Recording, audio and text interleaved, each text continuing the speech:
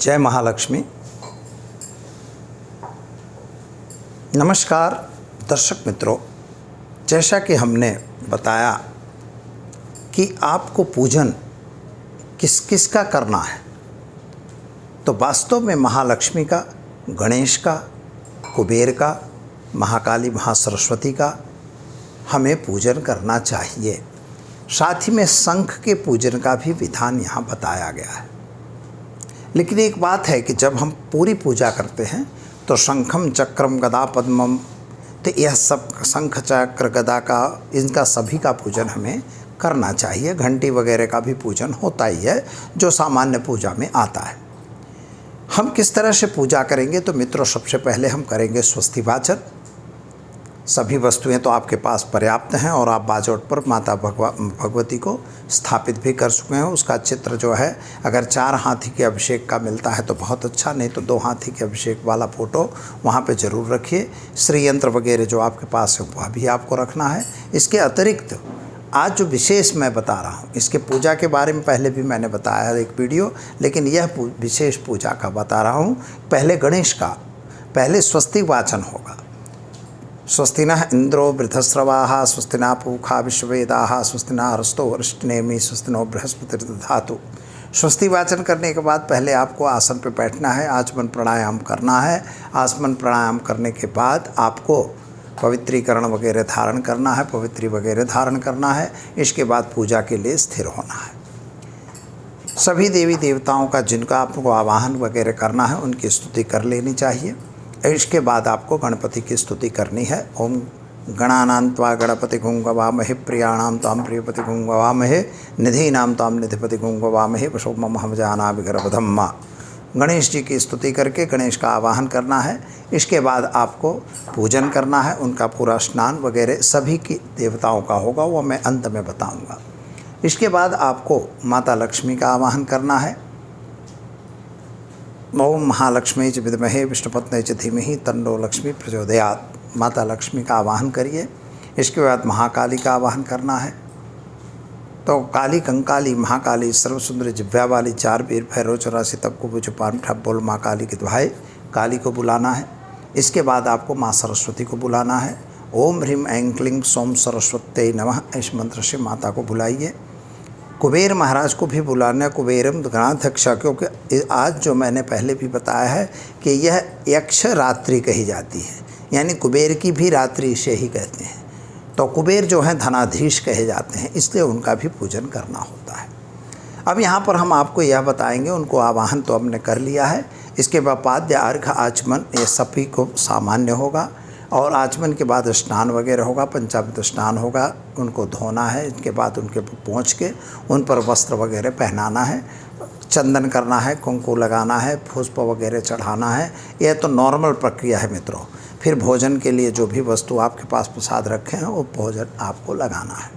इसके बाद फल वगैरह दान दे के उनको दक्षिणा वगैरह रख के आरती उतारना। एक क्रिया पूरी एक ही शहर के होगी, और इसके बाद क्षमा याचना जरूरी है। बही खाता का पूजन भी होता है। आज हमें लक्ष्मी पूजन के दिन वास्तव में जब कुबेर पूजन पूरा हो जाए, इसके बाद हमें बही खाता का पूजन करना चाहिए। अगर आप व्यापारी मतलब सोने चांदी का व्यापार है तो तुला का पूजन भी किया जाता है, तो तुला पूजन भी हमें कर देना चाहिए। उसमें भी पानी वगैरह छांट के चंदन वगैरह लगाना, और इसके बाद उसमें एक नारा छड़ी बांधना और इसके मौली बांधना, और इसके बाद आपको माता का भगवती का पूजन करना चाहिए। ऐसा विधान बताया है। अब यहाँ पर हम बात करेंगे कि पहले गणेश का पूजन क्यों। तो गणेश प्रारंभिक देवता हैं, इसलिए उनका पूजन होगा। गणेश पूजन के बाद ही दूसरी पूजा हो सकती है। साथ ही में इसके बाद कलश अर्चन होगा। कलश का पूजन यानी सभी देवताओं का आवाहन कलश में किया जाता है, क्योंकि अत्र गायत्री सावित्री शांति पुष्टि करिष्मे देवात संतु न सिद्धि सर्वकार्येषु सर्वदा। सभी देवताओं का आवाहन जो है कलश में होता है, और पवित्र पानी की हमें आवश्यकता होती है, इसलिए कलश आवाहन किया जाता है। इसके अतिरिक्त माता लक्ष्मी, आज का दिन ही माँ लक्ष्मी का प्रादुर्भाव का है, तो महाकाली की क्या ज़रूरत है। कहीं कहीं महासरस्वती की ही पूजा का लिखा है विधान, लेकिन ऐसा नहीं है। महाकाली इसलिए जो हम कलम और दावाद रखते हैं, तो वह कलम और दावात जो है वह महाकाली का स्वरूप है, और जो सरस्वती का स्वरूप है, तो जो हमने अभी बताया आपको बही खाते के पूजन, तो वह जो है वह सरस्वती है।